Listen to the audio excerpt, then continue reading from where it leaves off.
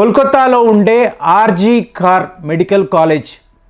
So ఇందులో 31 ఏళ్ల ఒక జూనియర్ డాక్టర్ అత్యంత కిరాతకంగా మానభంగము చేసి ఈవిడని ఎవరో హత్య చేశారు.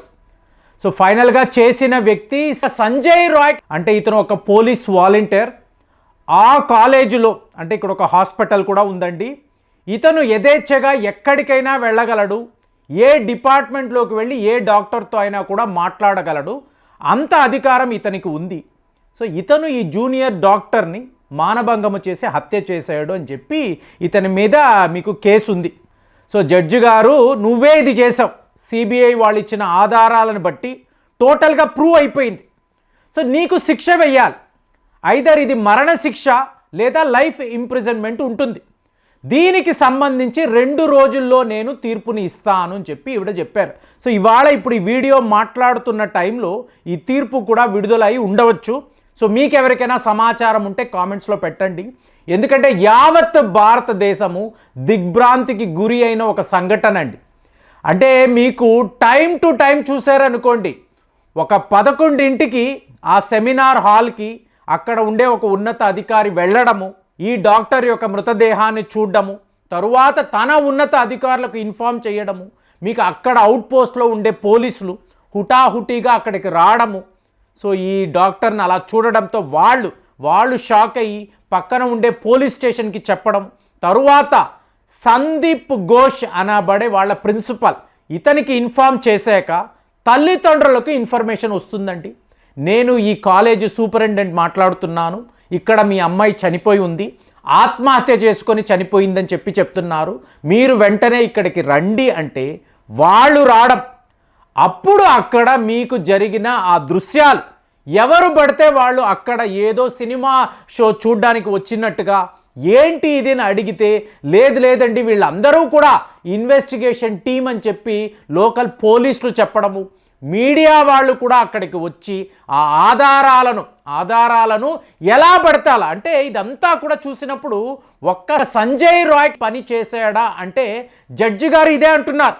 సిబిఐ వాళ్ళు ఇచ్చిన ఆధారాల ప్రకారము మినిట్ బై మినిట్ నీ ప్రవర్తన ఏంటి, నువ్వు ఎక్కడ ఉన్నావు, ఎలా తిరిగేవు, ఈ కాలేజీకి ఎప్పుడు వచ్చావు, ఈ సీసీ కెమెరా ఫుటేజ్ని మేమంతా గమనించాము, సో ఇది నీ పనే అంటే పూర్తిగా ప్రూవ్ అయిపోయిందండి. ఆధారాలతో మీకు సిబిఐ వాళ్ళు మీకు చూపించారు ఇతనే హంతకుడు అని. కానీ అతను ఏమంటున్నాడంటే నేను నిర్దోషి, నాకు ఏమీ తెలియదు, ఐఆమ్ ఇన్నోసెంట్, కొంతమంది పెద్ద చేపలు నన్ను ఇరికిస్తున్నారు, ఇందులో ఐఏఎస్ ఆఫీసర్స్ కూడా ఉన్నారు, కాబట్టి ముందు మీరు వాళ్ళని పట్టుకోవాలి, నా మెడపై రుద్రాక్ష మాల ఉంది, ఒకవేళ నేను అమ్మాయితో తప్పుగా ప్రవర్తించి ఉంటే ఈ రుద్రాక్ష మాల విడిపోయి ఉండాలి కదా, మీకు పడిపోయి ఉండాలి కదా, అలాంటిది ఏమీ జరగలేదు, అంటే ఎటువంటి పెనుగులాట అనేది అక్కడ జరగలేదు, అలాంటప్పుడు నేనే చేసేనని చెప్పి వీళ్ళు ఒక తప్పుడు కేసు పెట్టారు, పెద్ద వాళ్ళు ఇన్వాల్వ్ అయి ఉన్నారు.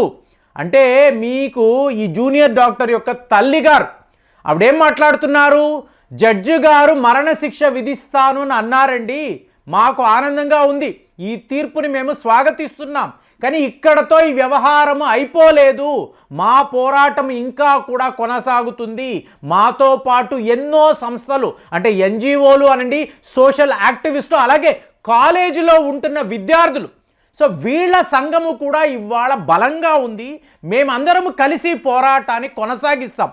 అంటే ఒక సంజయ్ రాయ్కి శిక్ష పడిందని చెప్పి మేము ఆనందించలేము, చాలామంది ఇందులో ఇన్వాల్వ్డ్.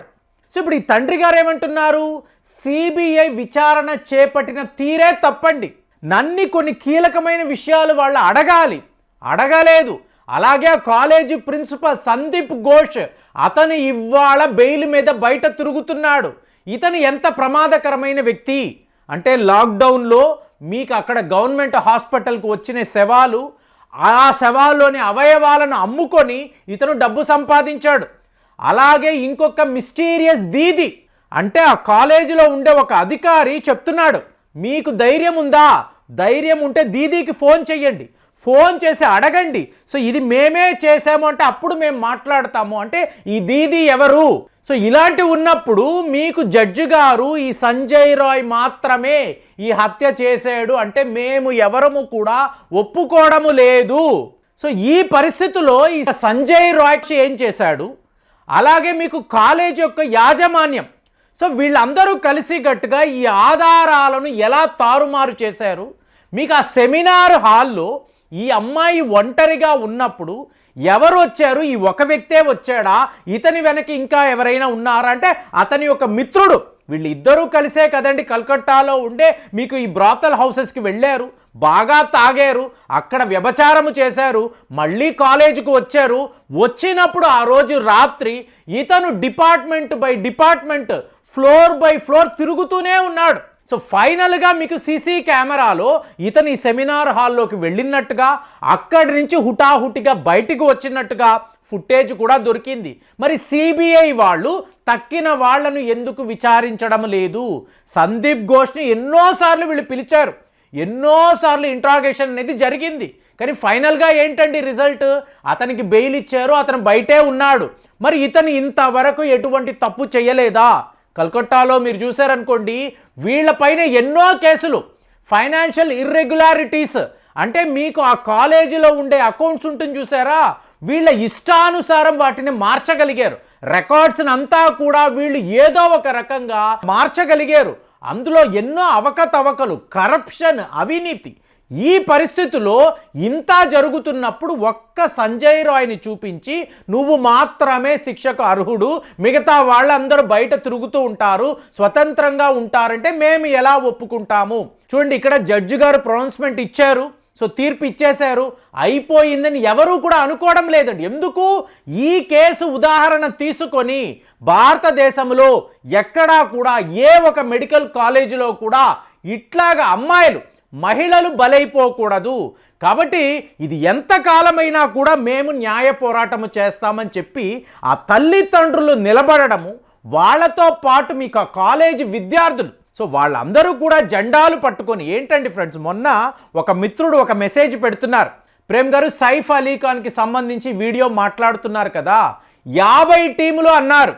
అంటే ఒక ట్యాక్స్ పేయర్ డబ్బుని వీళ్ళు ఎలా వృధా చేస్తున్నారో చూడండి. అతను ఒక విఐపి సెలబ్రిటీ అన్నారు కాబట్టి ఇంతంత మంది మొత్తము ముంబైలో తిరుగుతుంటే ఇది మన డబ్బు కదండి, మనము కదా ట్యాక్స్ కడుతున్నాము. అతను ఏమైనా మీకు స్వతంత్ర సమరయోధుడా లేదా ఒక గొప్ప సోషల్ యాక్టివిస్టా? ఇతని కోసం ఎందుకండి మనం ఇంత ఖర్చు పెట్టాలి అంటే ఖచ్చితంగా ఇది వ్యాలిడ్ పాయింట్ కదండి. ఇవాళ మీకు కోర్టు ముందు చూశారనుకోండి, 300 మంది పోలీసులను వీళ్ళు మోహరించారు. అక్కడ వాడేమైనా మీకు ఇలా ఫ్రీడమ్ ఫైటరా, ప్రజల కోసం పోరాటం చేసిన వాడా, ఒక పచ్చి నేరగాడు. ఆ జూనియర్ డాక్టర్ని అత్యంత కిరాతకంగా, చాలా చాలా ఘోరంగా హత్య చేసిన వాడు, వాడి కోసము 300 పోలీసులను మీరు కోర్టు బయట ఎందుకు నిలబెడతారండి? మీరు తీర్పు ఇవ్వండి, ఉరి తీయండి, ఇక్కడతో వీడి పని అయిపోయింది. వీడికి సపోర్టుగా ఎవరెవరు నిలబడ్డారు వాళ్ళందరినీ మీరు బయటికి తీసుకురండి, వాళ్ళు చేసిన తప్పులను ప్రూవ్ చేయండి, ప్రజలకు చూపించండి. ఇది ప్రజాస్వామ్య వ్యవస్థ, ప్రజలకు అధికారం ఉంటుంది.